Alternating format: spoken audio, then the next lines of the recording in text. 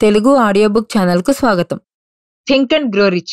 ఆలోచించండి, ఐశ్వర్యవంతులు కండి. Napoleon hill. Chapter 8. నిర్ణయం, తాత్సారం మీద విజయం. Decision, the mastery of procrastination. సంపదల దిశగా 7వ అడుగు. ఓటమి పాలైన 25,000 మంది అనుభవాల్ని విశ్లేషించిన తర్వాత ఫెయిల్యూర్ కి దారితీసే 31 కారణాల్లో నిర్ణయరాహిత్యమే ప్రధానమైందని తేలింది. నిర్ణయానికి బద్ధశత్రువు తాత్సారం చేయడం. ప్రతి ఒక్కరిలో ఈ అంతఃశత్రువు మాటువేసి ఉంది. కాబట్టి అందరూ దీన్ని జయించి తీరాల్సిందే. ఈ పుస్తకం చదవడం పూర్తయ్యేసరికి త్వరగా ఖచ్చితమైన నిర్ణయాలు తీసుకునే సామర్థ్యం మీలో ఎంత మేరకు ఉందో మీకే స్పష్టంగా తెలుస్తుంది. అంతేగాక ఆ నిర్ణయాల్ని ఇంప్లిమెంటేషన్ లో పెట్టడానికి కూడా మీరు వెనువెంటనే ఉద్యుక్తులైపోతారు. $1 మిలియన్ పరిధిని మించి ఐశ్వర్యాన్ని సంపాదించిన వేలాది మందిని విశ్లేషించిన తర్వాత ఒక నిజం తెలిసింది. వీరందరికీ ఖచ్చితమైన నిర్ణయాల్ని త్వరగా తీసుకునే అలవాటుంది. అలాగే అవసరం వచ్చినప్పుడు నిర్ణయాన్ని నింపాదిగా మార్చుకునే అలవాటు కూడా వీరికుంది. అదే సమయంలో సంపదల్ని ఆర్జించాలని ప్రయత్నించి విఫలమైన వ్యక్తులందరికీ నిర్ణయాలు తీసుకోవడంలో డిలే చేసే అలవాటుతో పాటు నిర్ణయాలను తరచూ త్వరితగతిన చేంజ్ చేసుకునే లక్షణం కూడా మెండుగా ఉందని తేలింది. హెన్రీ ఫోర్డ్ లో ఉన్న ఒక విశిష్టమైన లక్షణం ఏంటంటే ఆయన సత్వర నిర్ణయాలను తీసుకోవడంతో పాటు ఆ నిర్ణయాలకి పూర్తిగా కట్టుబడి ఉండేవాడు. ఒకవేళ వాటిని మార్చుకోవాల్సి వస్తే ఏమాత్రం తొందరపడకుండా నింపాదిగా ఆ మార్పులకు పూనుకునేవాడు. ఈ గుణం ఆయనలో ఎంత బలంగా నాటుకుపోయిందంటే ఒక దశలో అది మొండితనంగా కూడా కనిపించేది. తన సలహాదారులు, వినియోగదారులు ఎంతగా చెప్పినా కూడా ఫోర్డ్లోని ఈ మొండితనమే తన టీ మోడల్ కార్ తయారీని విరమించుకోనివ్వలేదు. ఈ కార్ ప్రపంచంలోనే అత్యంత పనికిమాలిన కారుగా పేరు తెచ్చుకుంది. టీ మోడల్ ని మార్చాలని ఎందరో ఫోర్డ్ కి చెవినిల్లు కట్టుకుని పోరినా అందుకు ఆయన చాలా కాలం వరకు ససేమిరా అన్నారు. టీ మోడల్ కారును తయారు చేసి మార్కెట్ చేయాలన్న నిర్ణయం నుంచి ఫోర్డ్ ఇసుమంత కూడా పక్కకి తొలగలేదు. తన నిర్ణయాన్ని మార్చుకోవడంలో ఆయన ఎన్నడూ తొందరపాటు ప్రదర్శించలేదు. దీనివల్ల ఆ కార్ డిజైన్ లో మార్పులు చేర్పులు జరిగేలోగా కంపెనీకి రావాల్సిన లాభాలు రానే వచ్చాయి. నిర్ణయాన్ని మార్చుకోవడంలో ఫోర్డ్ చాలా జాప్యం చేసి ఉండొచ్చు, కానీ ఈ మొండితనం ఖచ్చితమైన నిర్ణయాల పట్ల వ్యక్తికి ఉండాల్సిన నిబద్ధతకు అద్దం పడుతుంది. సొంత నిర్ణయాలు తీసుకోవడానికి చిట్కాలు. తమ అవసరాలకు సరిపడా డబ్బును సంపాదించడంలో చాలా మంది ఫెయిల్ అవుతూ ఉంటారు. వీళ్లంతా ఇతరుల అభిప్రాయాల ప్రభావానికి లోనవడమే దీనికి కారణం. వార్తాపత్రికల్లో వెలువడే అభిప్రాయాలకు, ఇరుగు పొరుగు ఊసిపోక చెప్పుకునే మాటలకు వీళ్లు విలువనిస్తూ ఆ అభిప్రాయాలనే తమ అభిప్రాయాలుగా స్వీకరిస్తూ ఉంటారు. భూమి మీద అతి చౌకగా దొరికే వస్తువులు అభిప్రాయాలే. వినేవాడుండాలే కానీ ప్రతి వ్యక్తి టన్నుల కొద్దీ అభిప్రాయాల్ని ఇతరుల మీద రుద్దడానికి ఏ క్షణంలోనైనా సిద్ధంగా ఉంటాడు. చెప్పేవాడికి వినేవాడు లోకువా అనే సామెతని మీరు వినే ఉంటారుగా. ఇలాంటి ఇతరుల అభిప్రాయాల మీద ఆధారపడి మీరు నిర్ణయాలు తీసుకుంటే ఎట్టి పరిస్థితుల్లోనూ అవి మీకు మీ సొంత నిర్ణయాలు ఇచ్చినంత మంచి ఫలితాలను ఇవ్వలేవు.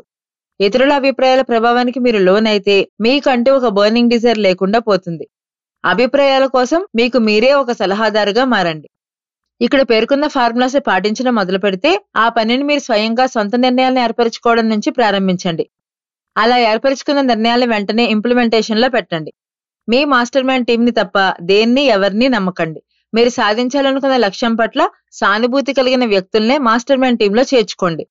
ప్రాణ స్నేహితులు, బంధువులకు మీ లక్ష్యం పట్ల సానుభూతి లేకుంటే వాళ్ళు మిమ్మల్ని తమ అభిప్రాయాలతో ప్రభావితం చేయడానికి ప్రయత్నిస్తారు. కుదరకపోతే మిమ్మల్ని ఏసడించుకుంటారు. కానీ నిజానికి మీ మేలు కోరే వ్యక్తులు ఇలా ప్రవర్తించకూడదు. వేలాది మంది స్త్రీ పురుషులు జీవితాంతం ఇన్ఫీరియారిటీతో బతుకుబండిని లాగుతూ ఉంటారు. ఎందుకంటే ఎవరో ఒక తెలివైన అవివేకి తన అభిప్రాయాల ద్వారా, తిరస్కారాల ద్వారా వేళ్లలోని ఆత్మవిశ్వాసాన్ని హరించి వేసి ఉంటాడు.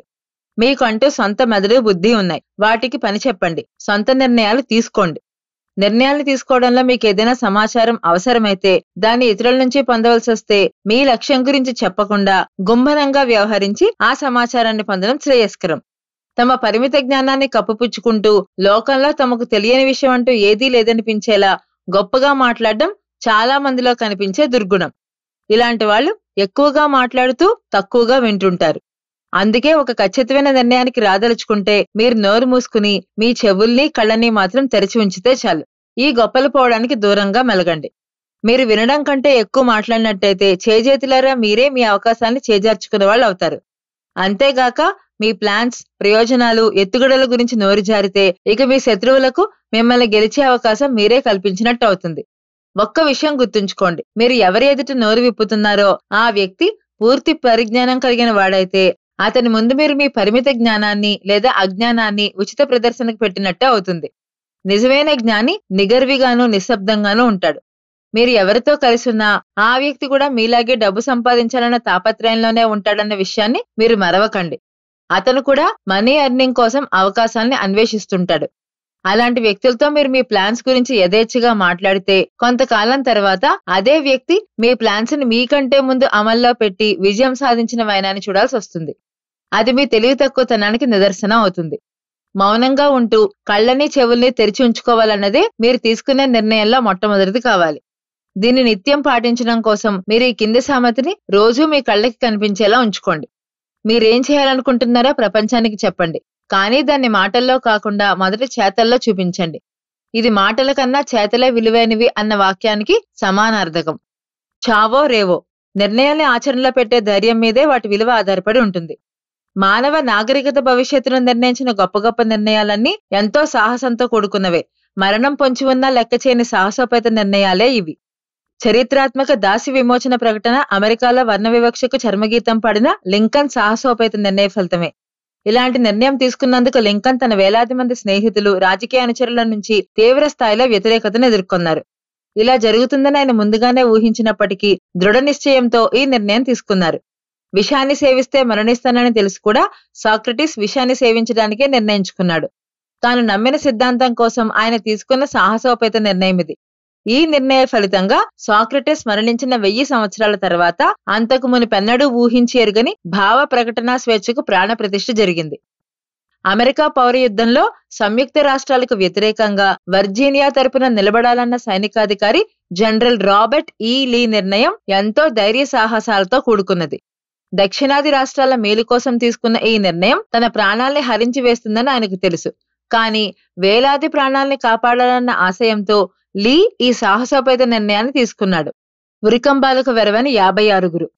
అమెరికన్ పౌరునికి సంబంధించినంత వరకు చాలా గొప్ప నిర్ణయం ఒకటి జూలై 4, 1776 నాడు ఫిలడెల్ఫియాలో జరిగింది. ఆ రోజు 56 అమెరికా స్వాతంత్ర్య సాధన దిశగా తయారు చేసిన ఒక పత్రం మీద సంతకాలు చేశారు.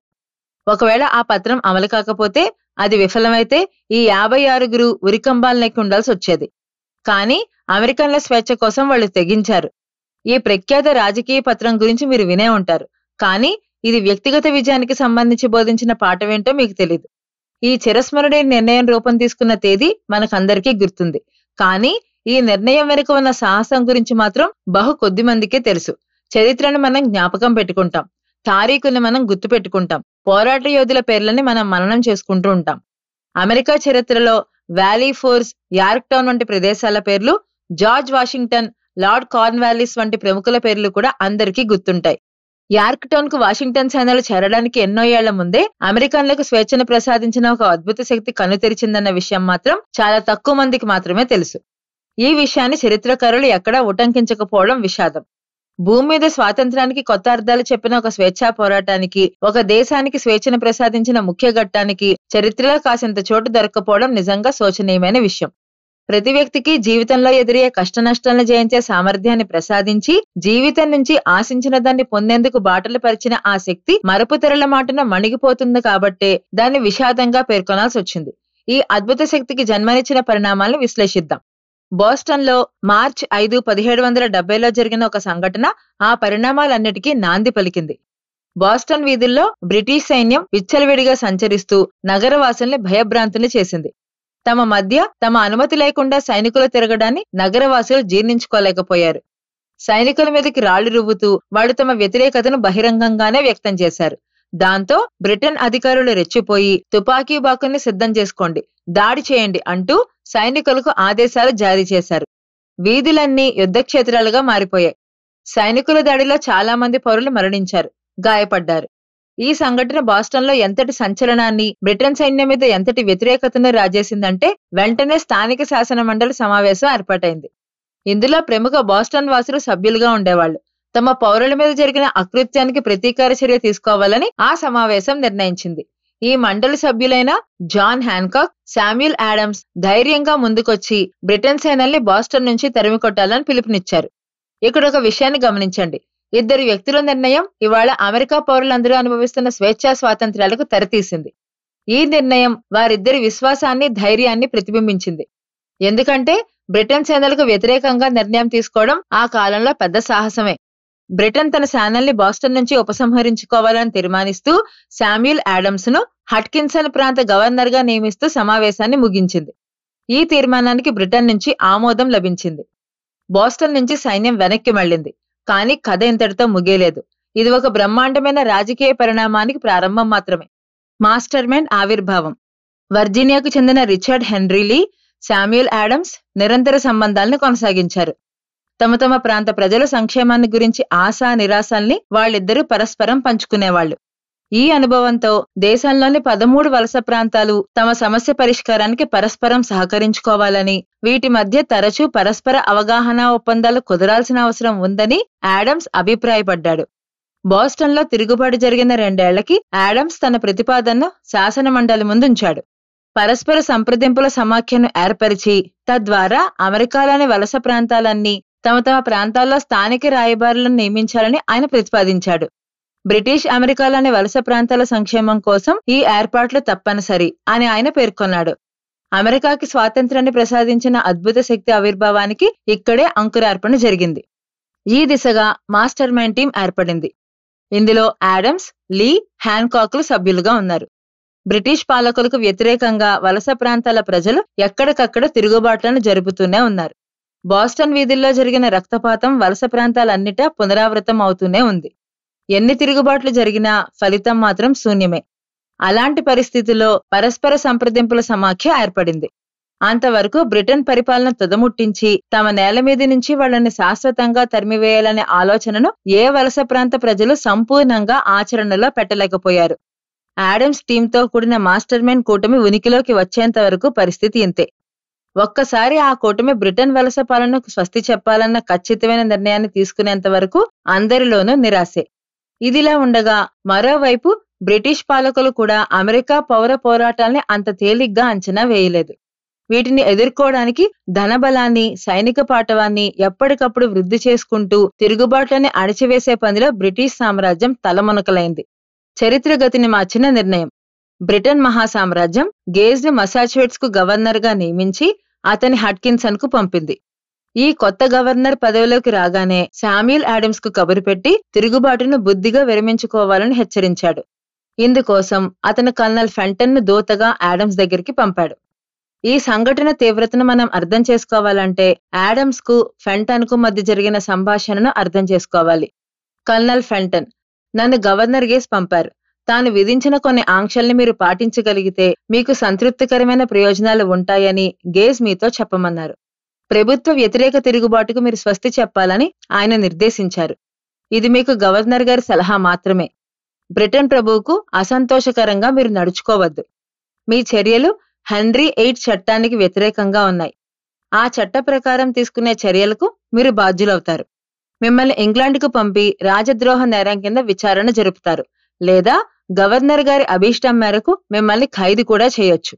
కానీ మీ రాజకీయ పంతాన్ని మార్చుకున్నట్టయితే మీకు వ్యక్తిగతంగా గొప్ప ప్రయోజనం చేకూరడమే కాక మీరు ప్రభువుతో సత్సంబంధాన్ని కొనసాగించే అవకాశం కలుగుతుంది. ఇప్పుడు శామ్యూల్ ఆడమ్స్ ముందు 2 నిర్ణయాల్లో ఏదో ఒకదాన్ని ఎన్నుకోవాల్సిన విషమ పరిస్థితి నెలకొంది. తన తిరుగుబాటును ఆపివేసి తద్వారా వ్యక్తిగత ప్రయోజనాల్ని పొందడం, లేదా తిరుగుబాటును కొనసాగించడం ద్వారా ఉరికంబాన్ని వరించడం. ఆడమ్స్ ఖచ్చితంగా అప్పటికప్పుడు ఏదో ఒకటి తేల్చుకోవాల్సిన సమయం ఆసన్నమైంది. తన ప్రాణాల్ని కూడా పణంగా పెట్టే నిర్ణయం అది. కల్నల్ ఫెంటన్ ఆడమ్స్ జవాబు కోసం వేచున్నాడు. ఆయన ఆడమ్స్ సమాధానాన్ని గవర్నర్కు వినిపించాల్సి ఉంది. ఆడమ్స్ జవాబు: అయితే నేను ఇదివరకే రాజాదిరాజుతో ఎలాంటి సంబంధాన్ని కలిగి ఉండాలో అలాంటి సంబంధాన్ని కలిగి ఉన్నానని మీ గవర్నర్ గేస్కు చెప్పండి. నా దేశ భవిష్యత్తుకు సంబంధించిన మహిమాన్విత నిర్ణయం నుంచి నా దృష్టిని మళ్లించే వ్యక్తిగత ప్రయోజనమేదీ లేదు. శామ్యూల్ ఆడమ్స్ గవర్నర్ గేస్కు ఇచ్చే సలహా ఒక్కటే: ఇప్పటికే విసిగివేసారిపోయిన మా ప్రజల సహనాన్ని ఇంకా పరీక్షించకండి. ఈ జవాబును విన్న గేజ్ ఆగ్రహంతో రగిలిపోయాడు. వెంటనే గవర్నర్ ఆఫీస్ నుంచి ఒక ప్రకటన వెలువడింది. ప్రభు తరపున నేను ఇక్కడ ఒక ప్రకటన చేస్తున్నాను. ఆయుధాలకు తిరుగుబాటుకు స్వస్తి చెప్పిన అందరికీ ప్రభు క్షమాభిక్ష లభిస్తుంది. కానీ శామ్యూల్ ఆడమ్స్, జాన్ హ్యాన్కాక్లకు మాత్రం అలాంటి క్షమాభిక్ష లభించదు. వీరి చర్యలు ఎలాంటి క్షమకు అర్హమైనవి కావు. వీరిద్దరు శిక్షార్హులు. ఇది ఆ ప్రకటన సారాంశం. కాస్త సరళంగా చెప్పుకోవాలంటే ఆడమ్స్, హ్యాన్కాక్ల మీద కనిపిస్తే కాల్చివేత ఉత్తర్వులు జారీ అయినట్టే. గవర్నర్ గారి కోపం ఫలితంగా వీళ్ళిద్దరూ మరో నిర్ణయానికి తెరతీయాల్సిన పరిస్థితి ఎదురైంది. అది కూడా ప్రమాదకరమైందే. వాళ్ళు వెంటనే తమ అనుయాయులతో రహస్య సమావేశాన్ని ఏర్పాటు చేశారు. అందరూ నిర్దిష్ట ప్రదేశానికి చేరుకున్న వెంటనే ఆడమ్స్ ఆ గది తలుపుల్ని మూసేసి తాళాల్ని జేబులో వేసుకున్నాడు. వలస ప్రాంతవాదులతో అత్యవసర సమావేశాన్ని జరపాల్సిందిగా నిర్ణయం తీసుకోవాలని, అలాంటి నిర్ణయం తీసుకునే వరకు ఆ గదిలో ఉన్న ఏ ఒక్కరూ గదిలోంచి బయటికి వెళ్లరాదని ఆడమ్స్ ప్రకటించాడు. గదిలో ఉత్కంఠ నెలకొంది. ఇంతటి తీవ్రవాద ధోరణి ఎంతటి ఘోరమైన పరిణామాలకు దారితీస్తుందోనని కొందరు ఆందోళన చెందారు. ప్రభువుకు వ్యతిరేకంగా ఇలాంటి ఖచ్చితమైన నిర్ణయాన్ని తీసుకోవడం వివేకవంతమైన చర్యేనా అంటూ మరికొందరు సందేహాన్ని వ్యక్తం చేశారు. కానీ ఆ గదిలో భయ సందేహాలు దరిచేరని ఇద్దరు వ్యక్తులు మాత్రమే ఉన్నారు. వారే ఆడమ్స్, హ్యాన్కాక్. సంప్రదింపుల సమాఖ్య ద్వారా అఖిల వలస ప్రాంత ప్రతినిధుల సమావేశానికి చర్యలు చేపట్టాలంటూ తీర్మానించేలా వాళ్ళిద్దరూ మిగతా వారిలో ధైర్యాన్ని నింపారు.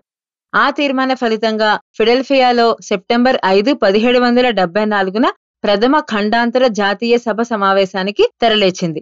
ఈ ప్రథమ ఖండాంతర జాతీయ సభ నిర్వహించాలన్న నిర్ణయమే లేకపోతే అమెరికా స్వాతంత్ర్య ప్రతిజ్ఞా పత్రం మీద ఏ సంతకం ఉండేది కాదు. ఈ సమావేశానికి ముందే వర్జీనియాకు చెందిన మరో నాయకుడు బ్రిటిష్ అమెరికా హక్కుల సారాంశం అంటూ ఒక రాజకీయ పత్రాన్ని వెలువరించారు. ఆయనే థామస్ జెఫర్సన్. వర్జీనియాలో బ్రిటిష్ ప్రభుత్వ ప్రతినిధి అయిన లార్డ్ డన్మోర్ జెఫర్సన్ కు రాజకీయ విభేదాలు తీవ్ర స్థాయికి చేరాయి. ఆడమ్స్, హ్యాన్కాకుల్లాగా ఈయన కూడా బ్రిటన్ సామ్రాజ్యానికి కంటగింపుగా మారారు. బ్రిటిష్ అమెరికా హక్కుల గురించి రాజకీయ పత్రం వెలువడిన తర్వాత బ్రిటన్ ప్రభు పాలనకు వ్యతిరేకంగా రాజద్రోహానికి పాల్పడినట్టు జెఫర్సన్ మీద నేరారోపణ జరిగింది. దీంతో ఆగ్రహించిన జెఫర్సన్ సన్నిహితుడు ప్యాట్రిక్ హెన్రీ, ఇదే రాజద్రోహం అయితే ఇలాంటి రాజద్రోహాన్ని తీవ్రతరం చేయండి అంటూ ఆవేశంగా పిలుపునిచ్చాడు. ఎలాంటి అధికారము, సైనిక పాటవము, ధనబలము లేని వ్యక్తులే ప్రథమ ఖండాంతర జాతీయ సభలో కూర్చుని అమెరికా వలస ప్రాంతాల భవితవ్యమే ప్రధాన ధ్యేయంగా తమ గళాన్ని విప్పారు. అటు తర్వాత 2 ఏళ్ల వరకు దఫాల వారీగా తమ పోరాటాన్ని కొనసాగించారు.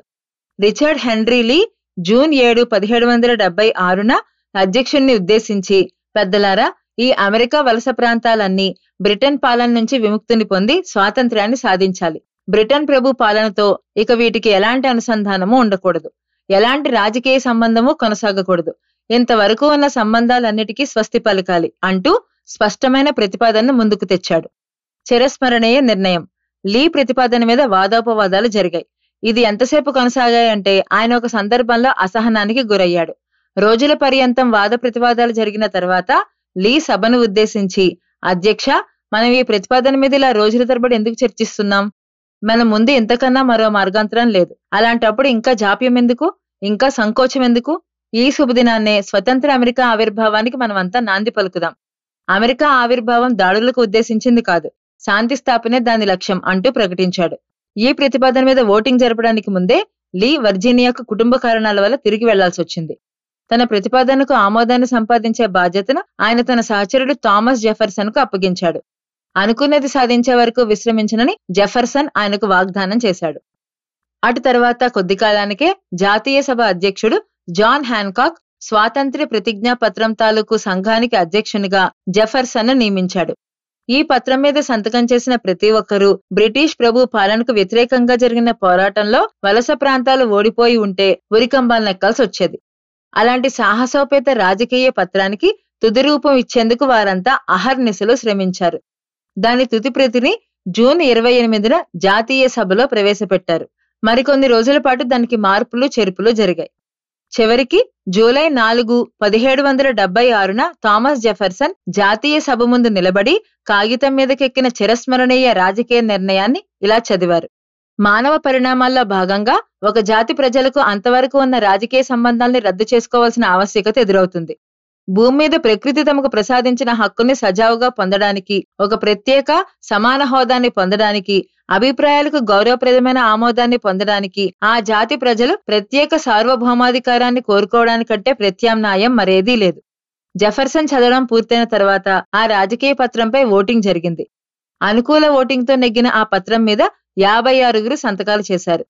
ప్రతి సంతకం ఒక బలిదానానికి సిద్ధపడిందే. ఆ నిర్ణయం ఒక దేశ ఆవిర్భావంగా రూపం తీసుకున్న తర్వాత మానవాళికి నిర్ణయం అన్నది ఎంతటి మహత్తర శక్తో తెలియవచ్చింది. 56 కూడిన మాస్టర్ మైండ్ తీసుకున్న నిర్ణయం ఫలితంగా ఆవిర్భవించిన దేశం ఇవాళ ప్రపంచ దేశాలన్నిటి మీద తనదైన ప్రభావాన్ని చూపుతోంది. ఆ నిర్ణయమే వాషింగ్టన్ సేనలకు ఆత్మబలాన్నిచ్చింది. ప్రతి సైనికుడి మనసులో నైతిక స్థైర్యాన్ని, ధైర్యాన్ని నింపి ఓటమి భయాన్ని దరిచేరనివ్వకుండా పోరాడే శక్తిని వారికి ఇచ్చిందన్న విషయాన్ని మనం గమనించాలి. మరో విషయం ఏంటంటే, ఒక దేశం పుట్టుకకు కారణమైన ఈ శక్తి సంకల్ప బలం కలిగిన ప్రతి వ్యక్తిలోనూ ఉంటుంది. ఈ పుస్తకంలో పేర్కొన్న సూత్రాలకు ఆధారం ఆ శక్తే. అమెరికా స్వాతంత్ర్య ప్రతిజ్ఞా ప్రకటన గాథలో మనకు దీని ఉనికిని కనిపెట్టడం పెద్ద కష్టమేమీ కాదు. ఈ పుస్తకంలో పేర్కొన్న 6 సూత్రాలు ఇందులో ఇలా కనిపిస్తాయి. బర్నింగ్ డిజైర్, నిర్ణయం, నమ్మకం, పట్టుదల, మాస్టర్ మైండ్, ఆర్గనైజ్డ్ ప్లానింగ్. మీకేం కావాలో స్పష్టంగా తెలుసుకోండి. బర్నింగ్ డిజైర్ తో కూడిన ఆలోచన ఒక ఫిజికల్ ఫామ్ లోకి మారే లక్షణాన్ని కలిగి ఉంటుందని ఇంతవరకు చెప్పుకున్న ఉదంతాన్ని బట్టి, దాని సారాంశాన్ని బట్టి మనకు అర్థమవుతోంది. ఆలోచన తాలూకు అద్భుత పరిణామ శక్తి ఎంతటి మహత్తరమైందో అమెరికా ఆవిర్భావం, యునైటెడ్ స్టేట్స్ స్టీల్ కార్పొరేషన్ ఆవిర్భావాల కథనాల్ని బట్టి మనం తెలుసుకోవచ్చు. మీ కోరిక తీరే మార్గం గురించి అన్వేషించేటప్పుడు అద్భుతాల కోసం ఎదురు చూడకండి. ఎందుకంటే అద్భుతాలకు ఇక్కడ ఉనికి లేదు. కేవలం ప్రకృతి ప్రసాదించిన శాశ్వత సూత్రాలు మాత్రమే మీకు అందుబాటులో ఉన్నాయి. వాటిని ఉపయోగించే ధైర్యం, విశ్వాసం ఉండాలే కానీ అవి అందరికీ అందివచ్చేవే. అవి ఒక దేశానికి స్వాతంత్రాన్ని తెచ్చిపెడతాయి లేదా సిరి సంపదల్ని ఆర్జించి పెడతాయి. ఖచ్చితమైన నిజాయితీతో కూడిన నిర్ణయాల్ని తీసుకునే వాళ్ళకి ఆశించిన ప్రయోజనం లభించి తీరుతుంది. జీవితంలో నాయకులుగా ఎదిగిన వాళ్ళు త్వరితగతిన ఖచ్చితమైన నిర్ణయాన్ని తీసుకోగలిగిన వారే ఉంటారు. వాళ్ళు నాయకులుగా ఎదగడానికి ప్రధాన కారణం ఇదే. తన గమ్యమేదో తెలిసిన వ్యక్తి మాటలకు, చేతలకు ప్రపంచం విలువనిస్తుంది. నిర్ణయం తీసుకోలేక సందిగ్ధావస్థలో పడే లక్షణం యవ్వనంలో మొదలవుతుంది. Primary school, secondary school education, college education లో కూడా ఈ సందిగ్ధావస్థ వెన్నాడుతూ వచ్చి జీవితాంతం శాశ్వత చెలిమిగా మిగిలిపోతుంది. సందిగ్ధం విద్యార్థి ఒక జాబ్ ని ఎన్నుకోవడంలో తెర మీదకి వస్తుంది. సాధారణంగా విద్యార్థులు పాఠశాల నుంచి బయటికి రాగానే అవకాశం వచ్చిన ఉద్యోగంలో చేరిపోతారు. తమకు కావలసిన ఉద్యోగం ఏంటో తెలుసుకోకుండానే 100 మందిలో 98 మంది ఇవాళ ఉద్యోగాలు చేసేస్తున్నారు. ఎందుకంటే కావలసిన ఉద్యోగాన్ని ఎంచుకోవడంలో వారంతా సందిగ్ధాన్ని, అస్పష్టతను ఎదుర్కొంటున్న వాళ్లే. ఒక నిర్ణయంలో ఖచ్చితత్వం అన్నది ధైర్యం మీద ఆధారపడి ఉంటుంది. కొన్ని సందర్భాల్లో చాలా సాహసం కూడా అవసరం అవుతుంది. అమెరికా స్వాతంత్ర్య ప్రతిజ్ఞా ప్రకటన మీద సంతకం చేసిన 56 తమ జీవితాన్ని పణంగా పెట్టి ఆ నిర్ణయాన్ని తీసుకున్నారు. ఒక ఖచ్చితమైన నిర్ణయానికి వచ్చిన వ్యక్తి ఆశించిన ఉద్యోగాన్ని పొందడంతో పాటు ఆశించిన జీతాన్ని కూడా పొందుతాడు. ఖచ్చితమైన నిర్ణయాన్ని తీసుకున్న ప్రతి వ్యక్తి జీవితాన్ని ఒడ్డనక్కర్లేకుండానే ఫైనాన్షియల్ ఫ్రీడమ్ ని పొందొచ్చు. ఫైనాన్షియల్ ఫ్రీడమ్, సంపద, కోరిన పదవి అనేవి ఈ పదాల గురించిన ఎస్టిమేషన్స్, ప్లానింగ్ అవసరం లేకుండా ముందుకు వచ్చే ఏ వ్యక్తికి వర్తించవు. శామ్యూల్ ఆడమ్స్ వలస ప్రాంత స్వేచ్ఛను కోరుకున్నంత గాఢంగా ఒక వ్యక్తి బర్నింగ్ డిజైర్ తో మనీ ఎర్నింగ్ కు ప్రయత్నిస్తే జయించి తీరుతాడు. మా ఛానల్ కనుక మీకు నచ్చినట్లయితే లైక్ చేయండి, షేర్ చేయండి, సబ్స్క్రైబ్ చేయండి.